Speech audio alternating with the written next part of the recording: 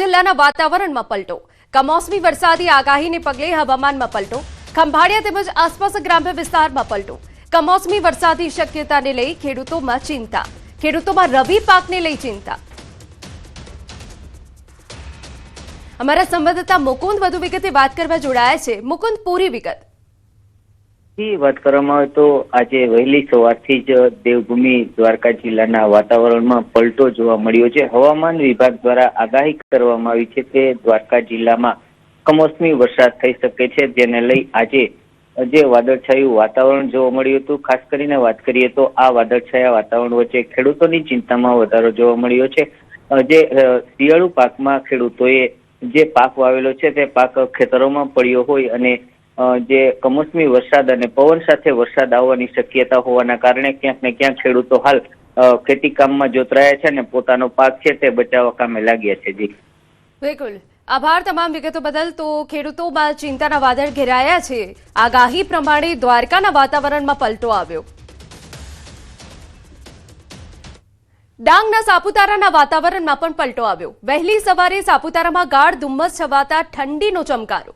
એકાએક વાતાવરણમાં આવેલ બદલાવને પગલે સાપુતારામાં આહલાદક માહોલ સર્જાયો. બદલાયેલા મોસમના મિજાજથી પ્રવાસીઓમાં ખુશી છવાઈ. જો કે ધુમ્મસ અને વરસાદી માહોલ સર્જાતા આંબાવાડી સહિત શાકભાજી પકવતા ખેડૂતોમાં ચિંતા ફેલાઈ. આજથી ફરી ગુજરાતમાં માવઠાનો માર. કમોસમી વરસાદ અંગે હવામાન વિભાગની આગાહી. આજે અને કાલે ઘણા ભાગોમાં માવઠું થઈ શકે. વેસ્ટર્ન ડિસ્ટર્બન્સના કારણે રાજ્યમાં માવઠું થશે. આજે રાજ્યના 11 જિલ્લામાં માવઠું પડી શકે, જેમાં કચ્છ, દ્વારકા, પોરબંદર, જામનગર, મોરબી, સુરેન્દ્રનગર, રાજકોટ, બનાસકાંઠા, પાટણ, મહેસાણા અને સાબરકાંઠામાં વરસાદ પડી શકે. તો આવતીકાલે એટલે કે 30મી માર્ચે 8 જિલ્લામાં માવઠું પડી શકે, જેમાં કચ્છ, બનાસકાંઠા, પાટણ, મહેસાણા, સાબરકાંઠા, અરવલ્લી, મહીસાગર અને દાહોદમાં વરસાદ પડી શકે. હવામાન વિભાગના મતે તે બાદ 31 અને 1 એપ્રિલે વાતાવરણ સૂકું રહેશે, પરંતુ તે બાદ 2 અને 3 એપ્રિલે ફરી કેટલાક ભાગોમાં થંડરસ્ટોર્મ એક્ટિવિટી સાથે હળવો વરસાદ પડી શકે. આ સ્થિતિમાં તાપમાન ઘટી શકે છે. डे 2 और डे 3 की बात करेंगे तो डे 2 और डे 3 के लिए आइसोलेटेड प्लेसेस पे लाइट टू मॉडरेट रेन और साथ में थंडरस्टॉर्म की वार्निंग है. और जो डिस्ट्रिक्ट है जहाँ पे लाइट टू मॉडरेट रेन और साथ में थंडरस्टॉर्म की वार्निंग है वो डिस्ट्रिक्ट है कच्छ, द्वारका, पोरबंदर, जामनगर, मोरबी, सुरेंद्रनगर और राजकोट डिस्ट्रिक्ट शामिल है. और गुजरात रीजन के जो डिस्ट्रिक्ट है जहाँ पे लाइट टू मॉडरेट रेन और साथ में थंडरस्टॉर्म की वार्निंग है वो डिस्ट्रिक्ट है बनासकांठा, पाटन, महसाना और साबरकांठा डिस्ट्रिक्ट शामिल है. और डे 3 की बात करेंगे तो डे 3 के लिए कच्छ, बनासकांठा, पाटन, महसाना, साबरकांठा, अरावली, महीसागर और दाहोद डिस्ट्रिक्ट शामिल है, जहां पर लाइट टू मॉडरेट रेन और साथ में थंडरस्टॉर्म की वार्निंग है. और डे 4 और डे 5 में ड्राई वेदर प्रिवेल करेगा. फिर उसके बाद डे 6 और डे 7 में आइसोलेटेड प्लेसेस पे लाइट रेन का पूर्वानुमान है. अन्य महत्वના સમાચાર સુરતમાંથી. ઉત્તરાયણમાં પ્લોટના ડખામાં પોલીસની હાજરીમાં ધીંગાણું થયું. મહિલાઓ સહિત 2 પરિવારો સામસામે આવ્યા. મારામારી અને ગરબા તોડફોડનો વિડીયો વાયરલ થયો. પ્લોટ 1 અને દાવેદારો 2 હોવાથી વિવાદ સર્જાયો. પોલીસ તપાસ કરવા ગઈ ને મામલો બેચક્યો. પોલીસે બંને પક્ષો વિરુદ્ધ ગુનો નોંધી આગળની તપાસ શરૂ કરી. અમારા સંવાદદાતા કીર્તેશ વધુ વિગતે વાત કરવા જોડાયા છે. કીર્તેશ, આખરે મામલો શું હતો?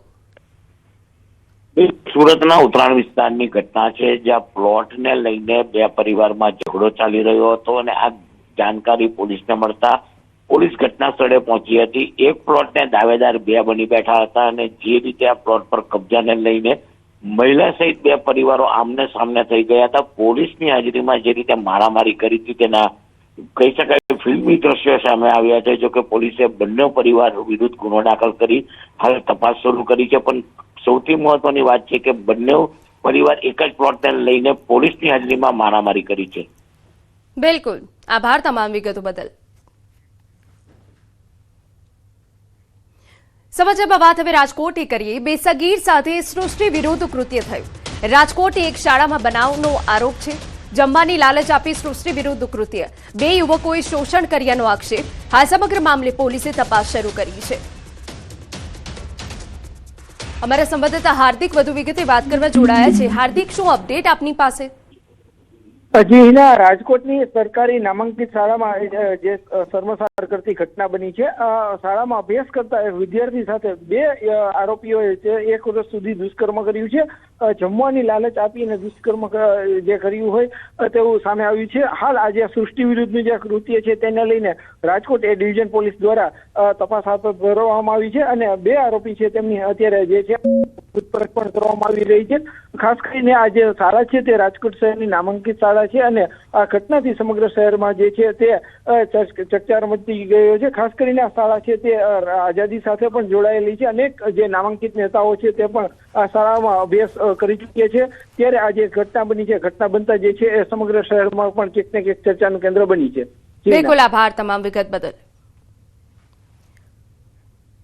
સમાચારમાં આગળ વધીએ. નર્મદા પરિક્રમાવાસી શ્વાનના આતંકથી પરેશાન. પરિક્રમાવાસીઓને શ્વાને બચકા ભર્યા. ભક્તોના કહેવા મુજબ 16 ભક્તોને શ્વાન કરડ્યા. તિલકવાડા નદી ભાટાથી ઉપર તરફ શ્વાનનો આતંક દેખાઈ રહ્યો છે. તમામ ભક્તોને હોસ્પિટલ ખસેડ્યા. તમામની હાલત સ્થિર હોવાની વિગત. અમારા સંવાદદાતા દીપક વધુ વિગતે વાત કરવા જોડાયા છે. દીપક, આખરે શું મામલો છે, શું વિગત છે? બિલકુલ, ખાસ વાત કરીએ છીએ કે હાલ નર્મદા પરિક્રમા ચાલી રહી છે ને નર્મદા પરિક્રમામાં શનિ રવિમાં લગભગ 1 લાખ કરતા બી વધુ ભક્તો આવે છે. ગઈકાલની રાતની જ ઘટના કહીએ તો ગઈકાલ રાતે જે નર્મદા પરિક્રમાવાસી રાત્રે દરમિયાન જે પરિક્રમા કરી રહ્યા હતા ત્યારે તિલકવાડા પાસે આવી જે ભાટામાં જેઓ ચાલી રહ્યા હતા તે દરમિયાન 2 થી 3 શ્વાન આવતા અને શ્વાને અચાનક જ જે ભક્તો છે જેમને બચકા ભરવાનું ચાલુ કરી દીધું. લગભગ 16 જેટલા લોકોને જે શ્વાને બચકા ભરતા તે લોકોને તમામને તિલકવાડા રેફરલ હોસ્પિટલમાં સારવાર અર્થે ખસેડવામાં હતા. જોકે તમામની હાલ તબિયત સુધારા પર છે, કારણ કે જે શ્વાન જે છે શ્વાન અચાનક જ હુમલો કરતા ભક્તોમાં પણ દોડધામ મચી ચૂકી હતી અને જે ભક્તોમાં એક ગભરામણ પણ ઊભી થઈ હતી. પરંતુ હાલ વાત કરીએ તો જે નર્મદા જિલ્લામાં જે પોલીસ સિક્યુરિટી છે એ જે ભાટામાં ન હતી અને તે દરમિયાન આ ભાટામાં ચાલતા જે ભક્તો છે એમને શ્વાને બચકા ભરતા જે નાસભાગ પણ થઈ હતી. એટલે 16 જેટલા લોકોને ઈજા પહોંચી છે, બચકા ભર્યા છે, જેમને હાલ તિલકવાડા રેફરલ હોસ્પિટલમાં સારવાર લઈ રહ્યા છે. જી બિલકુલ, આભાર તમામ વિગતો બદલ. અન્ય મહત્વના સમાચાર. રાજકોટમાં ભાજપ અગ્રણી અને જિલ્લા પંચાયતના પૂર્વ કારોબારી અધ્યક્ષ વિરુદ્ધ ફરિયાદ. રોયલ્ટી ઇન્સ્પેક્ટર દ્વારા ગોંડલ તાલુકા પોલીસ સ્ટેશન ખાતે સૈદેવસિંહ જાડેજા સહિત 9 વ્યક્તિઓ વિરુદ્ધ નોંધવામાં આવી ફરિયાદ. આરોપીઓ દ્વારા રાજકોટ જિલ્લાના ભુણાવા ગામની ગૌચરની જમીન તેવી સરકારી પડતર જમીનમાં ખોદકામ કરી 1.59 કરોડથી વધુની ખનીજ ચોરી કરી હોવાનો આરોપ છે. સમગ્ર મામલે રાજકોટ ગ્રામ્યના ગોંડલ તાલુકા પોલીસ દ્વારા વધુ તપાસ હાથ ધરવામાં આવી. અમારા સંવાદદાતા અંકિત વધુ વિગતે વાત કરવા જોડાયા છે. અંકિત, શું વિગત? ચોક્કસથી હિના, વાત કરવામાં તો રાજકોટ જિલ્લા પંચાયતના કારોબારી સમિતિના પૂર્વ અધ્યક્ષ સહદેવસિંહ જાડેજા સહિત કુલ 9 જેટલા વ્યક્તિઓ વિરુદ્ધ રાજકોટ ગ્રામ્યના ગોંડલ તાલુકા પોલીસ સ્ટેશન ખાતે આઈપીસીની કલમ 379, 34, 707, 414 તેમજ ધી માઇન્સ એન્ડ મિનરલ્સ એક્ટની કલમ 4/1 અને 21 સહિતની કલમ અંતર્ગત રોયલ્ટી ઇન્સ્પેક્ટર છે તેમના દ્વારા પોલીસ ફરિયાદ નોંધાવવામાં આવી છે. આ પોલીસ ફરિયાદમાં જે રોયલ્ટી ઇન્સ્પેક્ટર છે કિશન રાણવા તેમના દ્વારા જણાવવામાં આવ્યું છે કે સહદેવસિંહ જાડેજા સહિતના 9 વ્યક્તિઓ દ્વારા છેલ્લા 5 વર્ષથી રાજકોટ જિલ્લાના ગોંડલ તાલુકાના ભુણાવા ગામની સીમમાં આવેલી ગૌચરની જમીન તેમજ સરકારી પડતરની જમીનની અંદર ખોદકામ કરવામાં આવતું હતું ને 1,60,00,000 રૂપિયાની અંદાજિત ખનીજની ચોરી કરી હોવાનું છે તે સામે આવ્યું છે. સ્થળ તપાસની અંદર 38,514 મેટ્રિક ટન મોરમ તેમજ 31,798 મેટ્રિક ટન સાદી માટીની ખોદકામ કરીને વેચાણ અર્થે કરવામાં આવી હોવાનું જણાવવામાં આવ્યું છે. જી બિલકુલ, આભાર તમામ વિગતો બદલ. સ્થાનિક સ્વરાજ્યની ચૂંટણી પહેલા પાલનપુર કોંગ્રેસમાં આંતરિક ડખો વધ્યો. અમિત ચાવડાના કાર્યક્રમ પહેલા જિલ્લા કોંગ્રેસમાં અસંતોષ. જિલ્લા કોંગ્રેસી કારોબારીમાં 70 આગેવાનો ગેરહાજર રહ્યા. પાલનપુરના પૂર્વ કોંગ્રેસ પ્રમુખ સહિત 70 કાર્યકરો બેઠકથી દૂર રહ્યા.